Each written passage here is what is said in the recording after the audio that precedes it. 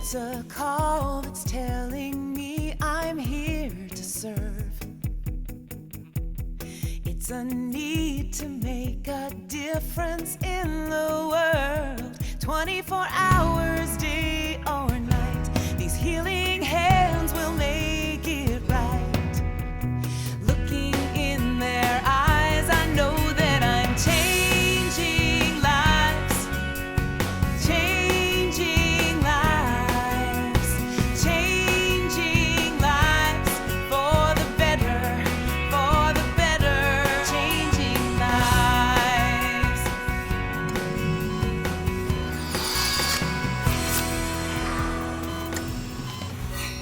Hello, I'm Dr. Annie Varghese, and welcome to another episode of Best Docs Network, where we feature some of the finest doctors in Houston.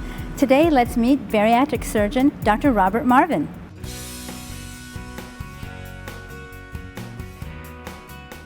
I weighed 236 pounds. It was just time. I needed to do something to feel better, healthier. I needed to feel healthier. I needed more energy. I needed to do something. I had the lat band as opposed to the sleeve or gastric bypass because it was less invasive and it was really the right decision for me personally. She's increased her exercise in response to having the control to lose the weight more easily, so there's a positive reinforcement there. If they do the right thing in terms of exercise, if they're consistent, then they see a bigger drop-off than they had seen before they had the surgery. As time went on, I started dropping the weight, eating, slowly, liquids and then your soft foods, the way that you were told to do it.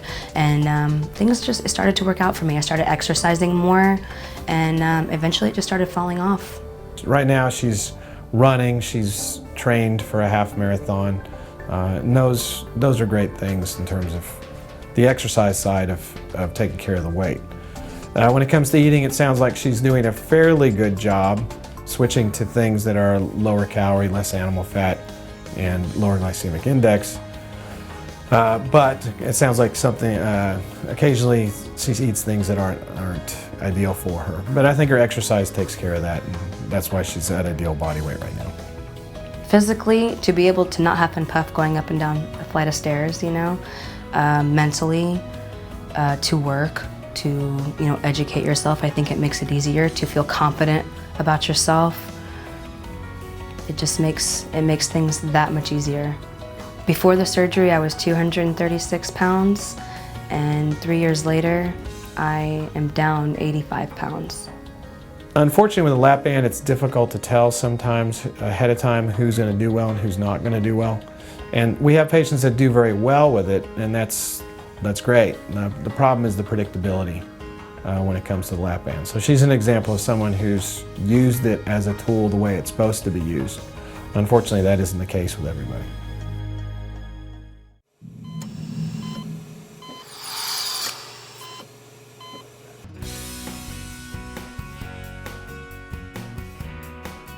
Dorothy, she had multiple teeth that were decayed and she had failing restoration. So she had a history of having multiple dental procedures on her natural teeth. And these restorations had subsequently failed over time, secondary to wear as well as decay. I came to see Dr. Metz and I was, of course, just knocked out.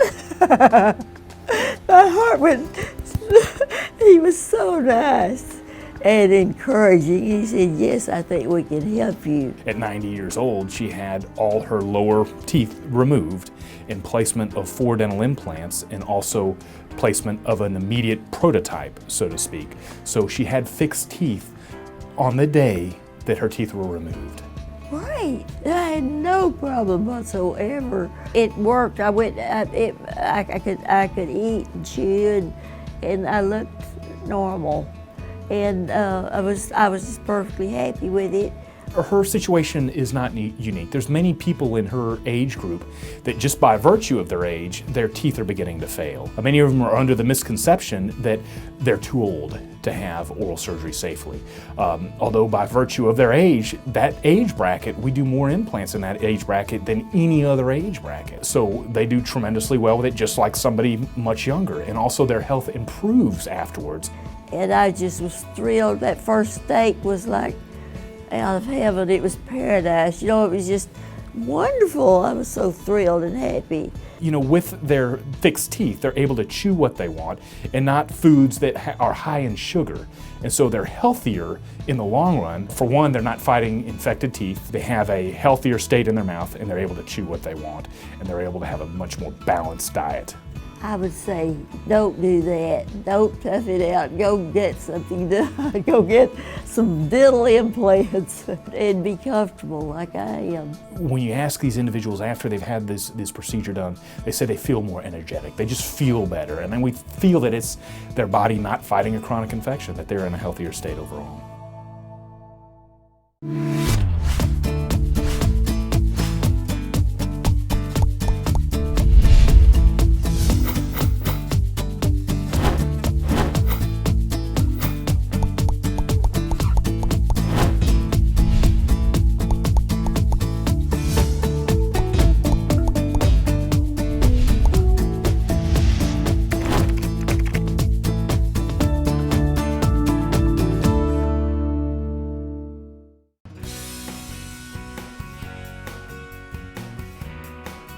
Many present in my office complaining of a painful bunion deformity. A bunion deformity is that deviation of the great toe where you see that bump on the side or bump on the top. It has to do with a deviation of the first metatarsal, and basically, you know, it just became really painful for her to walk in her regular shoes. Yes, because I really had this bunion, I think like probably about a year. And so it had got so bad I couldn't even wear a shoe, so that's what really made me came in, you know, to have surgery on it. The next step was for us to take an x-ray and to evaluate her foot and determine what kind of, you know, surgery would be appropriate. So after looking at an intermetatarsal angle, we basically decided that an Austin bunionectomy would be the best procedure. And so that's what we ended up doing. After I had the surgery, I felt much better, you know, no pain, you know, it just felt better. And I was so happy, you know, to get it done.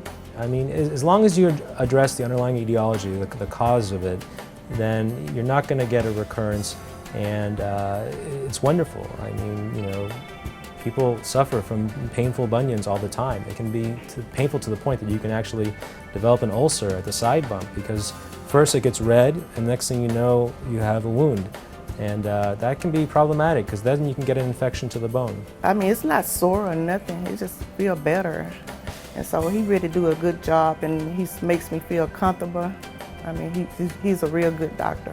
Bunion surgery has a bad knock to it. You know, a lot of people are concerned that they've heard from their neighbor or they know someone at work who's had the surgery and it's extremely painful. I have some patients that have zero pain for the bunion surgery, but I can keep the area numb for 3 days with a pain pump, which is a device that just gives continuous drip of local anesthetic and keeps it nice and numb.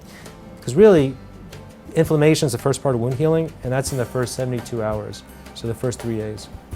It's a great relief for patients. Really, 2 weeks of just not putting weight on it, and you know, we've really come a long way with our surgeries.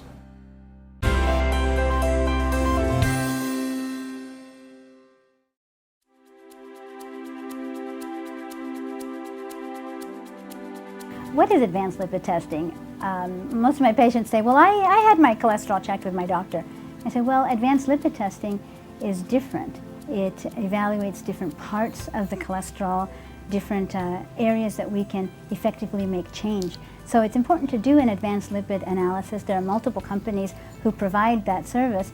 But ask your doctor to look at your lipids in a more advanced way, because there are things on the lipid analysis that can tell us if you have early diabetes, insulin resistance, if you have a high tendency towards clotting, if you're genetically prone towards having a heart attack or not. These are important questions that you need to know. When we're sitting out there in the communities and we have physicians that may or may not know about these things, I think it's important that there are informational shows like this out there that can teach you, the public, to check on your own health. So ask your doctor for advanced lipid therapy. It's an amazing way to take hold of your own health.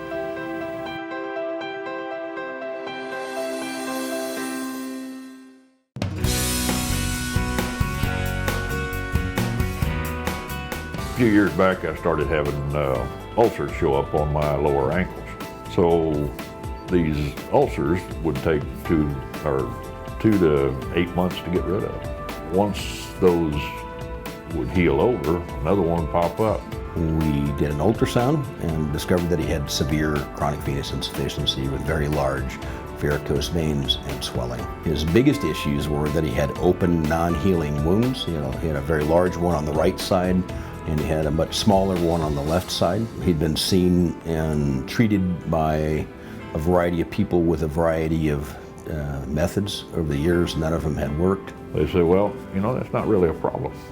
We have surgeries that we can do on an outpatient basis. We can get rid of that for you in no time. We very carefully mapped out which veins were bad in his legs, the ones that are running backwards, and then made sure we understood where the blood was running correctly. And we ablated selectively the bad veins to restore the venous circulation out of his legs back to normal.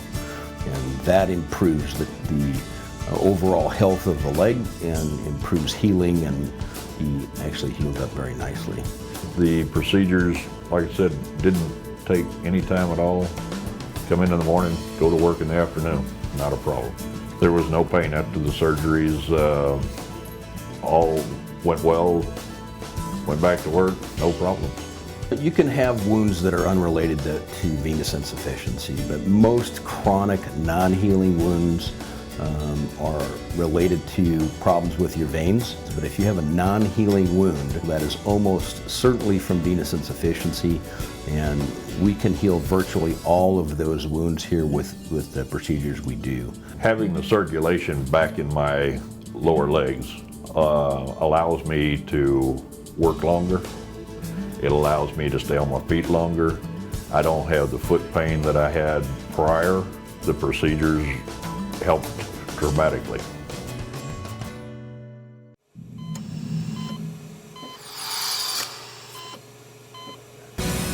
For more information about any of our doctors on any of our shows, go to bestdocsnetwork.com or email us at info@bestdocsnetwork.com. Now let's meet Dr. Guy Lewis, who specializes in cosmetic dentistry.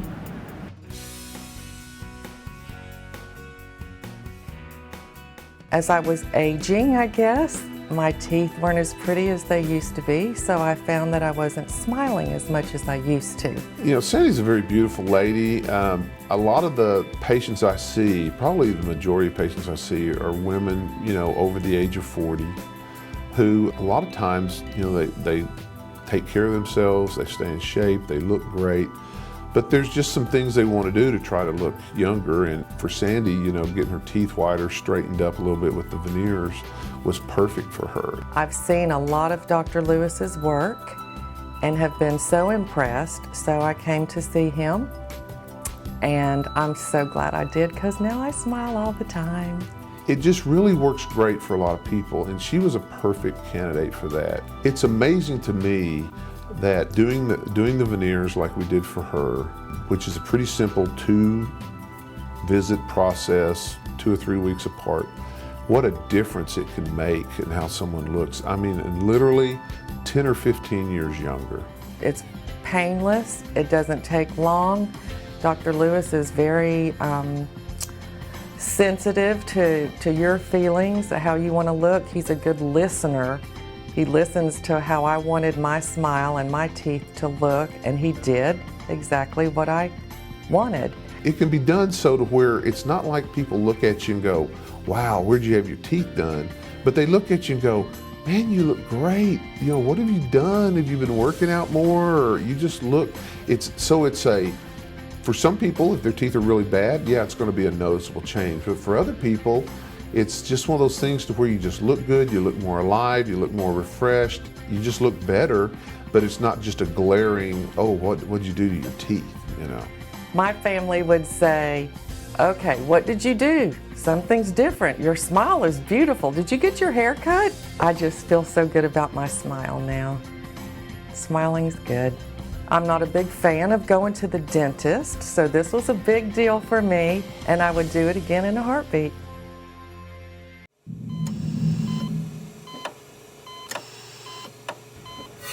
Your family history is very important to your medical care. For example, there's a lot of cancers that run in family.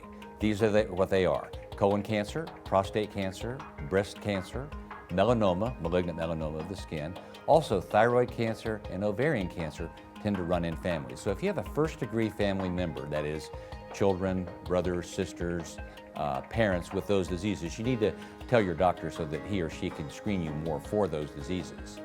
Also, there's a strong family history for premature heart disease. For example, if your mother or father had a heart attack at age 70, that's not a big deal for your particular risk factors. However, if your father had heart disease or stroke prior to the age of 55, or your mother prior to the age of 65, that's an independent risk factor for you to have heart disease. Glaucoma, osteoporosis, these things tend to run in the family also. Also aneurysms, brain aneurysms. If you have more than one first-degree relative with an aneurysm of the brain, that puts you at risk for that. So anyway, talk to your family members. Ask them what they had. Tell your doctor, and then you can know what you're at risk for.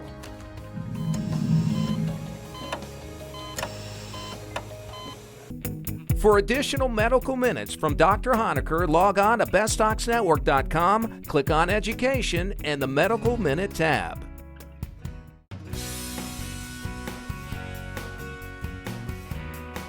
Colleen had a robotic hysterectomy. She had abnormal bleeding after menopause, and that is always a very worrisome sign if a woman experiences. My cervix was very thick, and of all my symptoms, and because of my age, you know, I'm 62 years old, so it was time. Now Colleen was potentially a case of uterine cancer, so I decided to do a robotic hysterectomy on her so that if we needed to, we could continue after the hysterectomy looking for cancer in other places. I was very impressed with Dr. Imtiaz when I came into her office and her staff. They lined all of my appointments up for me. I just couldn't have been happier with her. I knew as soon as I met her that I was going to be in good hands. She explained everything great. Robotic hysterectomy I usually do for patients who may have other conditions that preclude them from having a routine laparoscopic hysterectomy. Some of these conditions could be a very large uterus, or if we suspect cancer, or if the patient has had multiple abdominal surgeries and we are suspecting adhesions or scar tissue inside the abdomen, or in patients who are overweight. When I get up in the morning, I think to myself, I just have so much to look forward to because I don't have that pain, that misery, and I have a lot of ambition right now. I mean, I'm able to do a lot more things, and I'm not constantly thinking about, oh my God, I don't feel good today. You know, as a gynecologist, as a surgeon, it makes my day when I see a patient get up and walk out shortly after her surgery.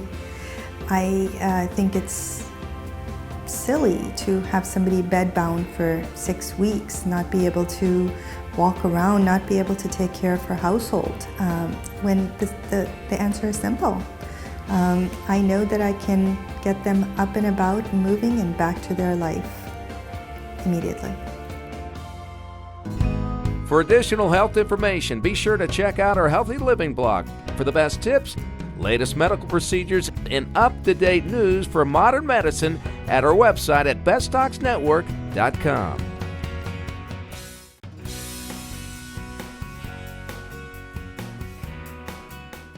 Breast cancer is a field of many specialties. I cannot do everything myself. There's the imaging and the diagnosis of cancer, and then of course the surgical part. And so not one person can take care of breast cancer by themselves. So here at Memorial Hermann Breast Center at Southwest Campus, we really try to approach all aspects of patient care. We try to get the patient through all different disciplines, and we work as a team to do a whole approach to cancer therapy. Dr. Rose and I met in 2000. I had been in practice for a year, and he was brought on here to develop a breast center. And up until then, it was just a general radiologist who was reading x-rays. And Dr. Rose was very different because that's all he did was specialized in breast imaging. And as I was specialized in breast surgery, it was an immediate fit. So it was a very awesome opportunity to collaborate with people who had tremendous experience, large experience in breast surgery and breast cancer, as well as in handling benign breast disease. And it's really very satisfying to work as a team, the surgeons and the radiologists, as well as the oncologists and radiation therapists, working closely together to give the patient the very best care that they can get. Well, breast cancer has always been an important part of my life. My first experience was back when I was very young, and my mother had breast cancer. She died when I was 13 years old. And so it's always been a part of my life, something that has been important to me. Just like Dr. Rose specializes in mammography and breast imaging, I specialize in surgery for the breast. I'm focused 100% on taking care of breast cancer patients. And that dedication and that focus really drives the quality of the surgery, and it drives the quality of the outcomes as well.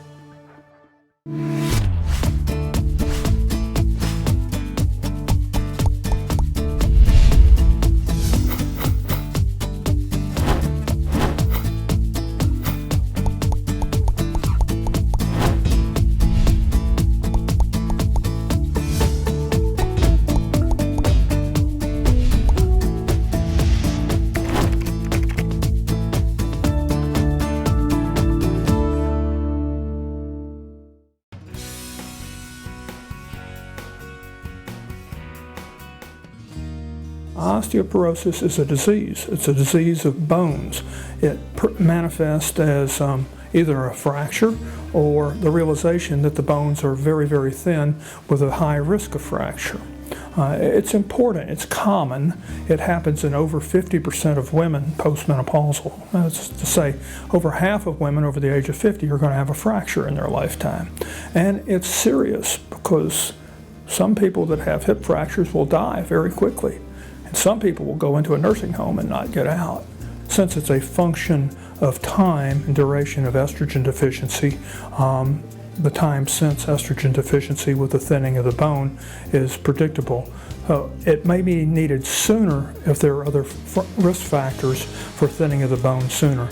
Smoking, extreme thinness, sedentary lifestyle, parents' history, or a previous low trauma fracture. The most objective way to quantitate the status of the bone health, thickness or thinness, is to measure the areas of interest of the spine and the hip, since those carry the most risk of morbidity and mortality. It's done on an X-ray type device called a bone density unit. It's painless, it's easy, it's safe, involves lying on a table and being positioned as you're able. It's not exactly the same as doing x-rays for fractures, although it may be more sensitive for certain kinds of painless fractures. It's not for diagnosis of various diseases or fractures in general. The ultimate goal of screening is to prevent death and disability from fractures. We're trying to predict fractures based on age and the thickness of the bone. If someone has very thin bone, then they have a very high risk for fracture. We recommend that all women have bone density testing at age 65 and sooner if they have risk factors that would indicate that they would have high or increased risk for fracture.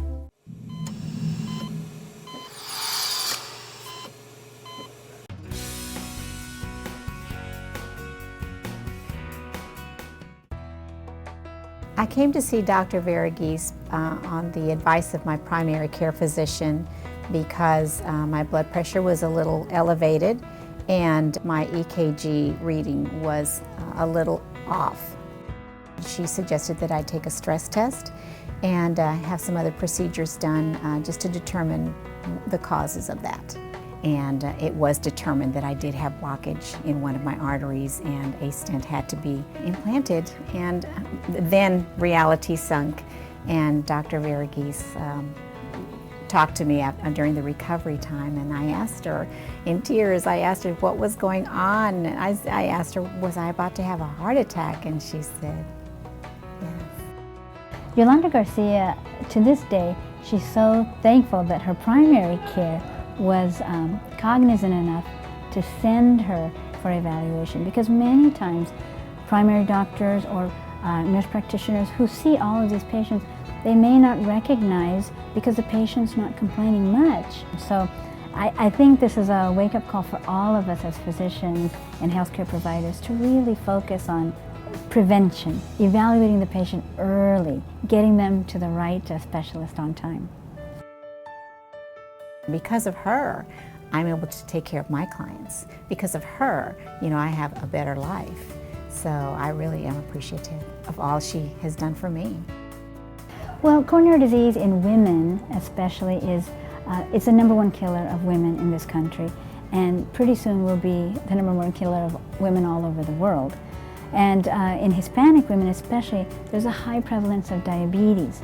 So therefore diabetes lends towards cardiovascular disease and coronary disease especially. It's just so important to educate our Hispanic population, our Indian population, because Indians die 4 times the rate of any other population from diabetes and cardiovascular disease. People are hungry for knowledge. It's just for the lack of knowledge we perish.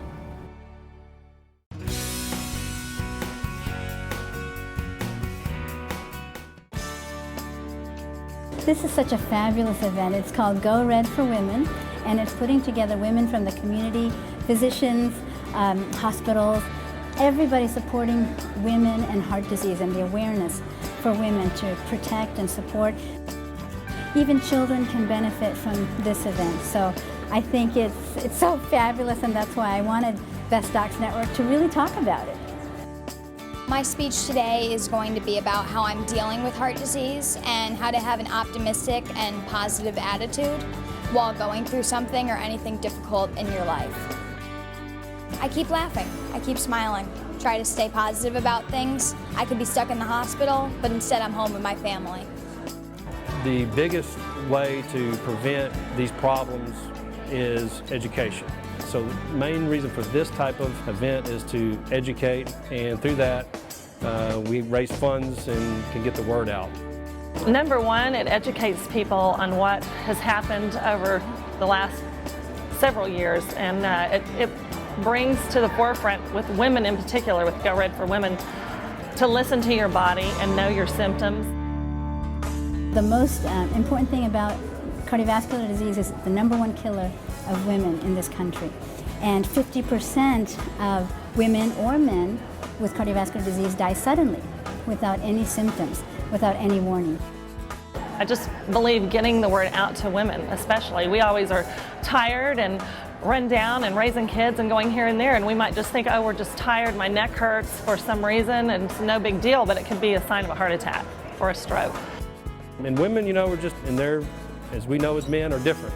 And they present differently. Fortunately, stroke-type symptoms are about the same, but again, another large focus for us is heart disease, and they are completely different in the way they present as a general rule than men. Cardiovascular disease and the awareness for women is such a tremendous topic, and that's why Go Red for Women is such a marvelous cause, and I just want everybody to support it. Thank you for joining us for another episode of Best Docs Network, where we feature some of the finest doctors in Houston. For more information about any of our doctors on any of our shows, go to bestdocsnetwork.com or email us at info@bestdocsnetwork.com.